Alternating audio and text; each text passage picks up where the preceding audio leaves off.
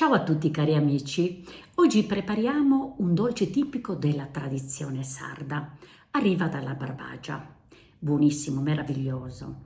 Gli ingredienti sono pochi, ci serve la semola di grano duro, il formaggio, del miele e del limone, possibilmente dell'orto, biologico. Sono sicura che avete già capito di cosa sto parlando. E sì, Sua Maestà Saseada. Meraviglioso, un dolce davvero speciale. Allora, per preparare però una buona seada, cioè che rispecchi la tradizione sarda, bisogna preparare la pasta violata, ricordatevelo sempre. Trovate qui infatti nel mio canale YouTube una videoricetta apposta dedicata a pasta violata, preparata con lo strutto. Come interno ci vuole il formaggio, può essere di pecora o anche di mucca, sono buoni tutti e due e non primo sale. Formaggio fresco messo a scolare dal suo siero e poi messo a farlo inacidire. Possono bastare anche 2 giorni, dipende dalla temperatura, come possono servirne anche 4. A quel punto se ne prova un pezzettino, se fila vuol dire che è pronto, che poi noi dobbiamo farlo a pezzettini e passarlo di nuovo nella padella per farlo sciogliere del tutto. Poi come vi ho detto il limone e del miele buono del territorio. Ricordate di procurare questi ingredienti per avere una buona seada sarda. Tutte le altre che spacciano per seada non sono altro che dei fagottini ripieni di formaggio, buonissimi per carità, ma non fanno parte della tradizione. Allora andiamo a preparare saseada sarda. Tutti gli ingredienti che ci occorrono per preparare la seadas. Per prima cosa la pasta violata, eccola qui. E voi troverete qui nel mio canale YouTube tutta la ricetta passo passo, la video ricetta dedicata proprio a questa pasta meravigliosa. Voi cercatela, la preparate e la mettete anche da parte, cioè a riposare perché vuole proprio così. Poi ci sarà il formaggio tipico sardo, naturalmente non primo sale, ma tolto dal contenitore dove viene messo a scolare e poi viene messo a riposare, cioè a farlo inacidire. Noi in Sardegna diciamo dove pesare. Magari servono solo 2 giorni, dipende dalla temperatura, oppure può andare anche a 4 giorni. Prima di preparare però il dolce noi andremo un pezzettino a formarlo, a farlo sciogliere. Se fila vuol dire che è pronto. Poi il miele, naturalmente tipico sardo per addolcire il dolce, del limone grattugiato biologico come vi dico sempre e poi anche qualche cucchiaio di semola se dovesse servire quando vado a cuocere, a ricuocere il formaggio. Dell'olio per friggere naturalmente è immancabile e allora cari amici andiamo a preparare la seadas. Iniziamo subito a tagliare un po' a pezzettini più piccoli il formaggio. Io vedete ce l'ho già un po' a pezzettoni, però lo facciamo un po' più piccolo. E lo mettiamo subito nella padella perché dobbiamo andare a metterlo nel fornello.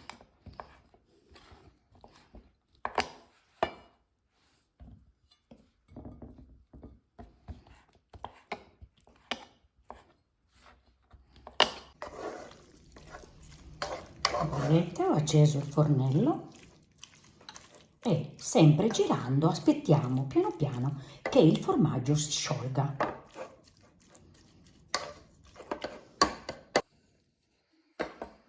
Guardate già com'è, una meraviglia. Aspettiamo ancora, deve essere completamente sciolto.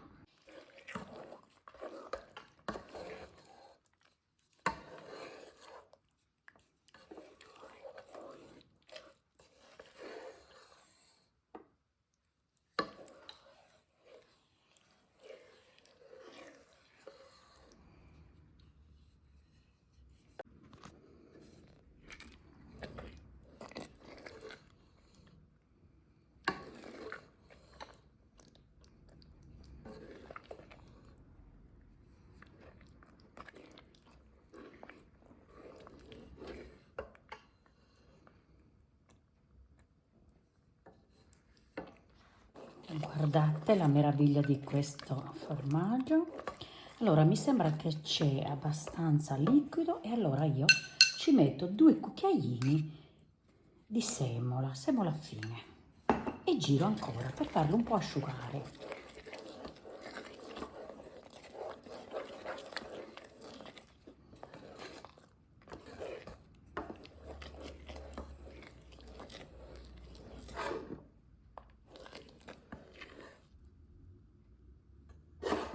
È pronto. Questo è bello compatto, pronto. Io ci metto già da adesso il limone grattugiato, perché lo giro così va in mezzo, molto più buono, Poi dipende dai gusti, qualcuno glielo mette direttamente sopra quando formiamo i tondini, ma ne possiamo mettere anche sopra volendo. Il limone ci sta benissimo, non è mai troppo.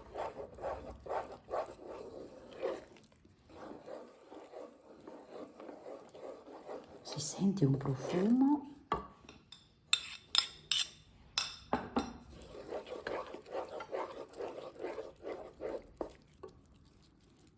Ci siamo. Ci prepariamo un po' di acqua fredda per agevolarci con le mani per preparare i tondini, per mettere in mezzo salsa violata naturalmente. Allora possiamo decidere di fare in due modi: o l'allarghiamo bene anche con un mattarello o con le mani e con un copapasta formiamo i tondini della misura che a noi ci interessa, possono essere più piccoli oppure anche più grandi. Invece io preferisco fare così, prendo, spezzo così con le mani, lo lavoro un attimo, lo abbasso e lo giro così, cioè le do la forma tonda, aiutandoci con le mani. Sopra, questa è abbastanza grande, ci metto ancora, ma questo dipende dai vostri gusti, ancora un po' di limone grattugiato.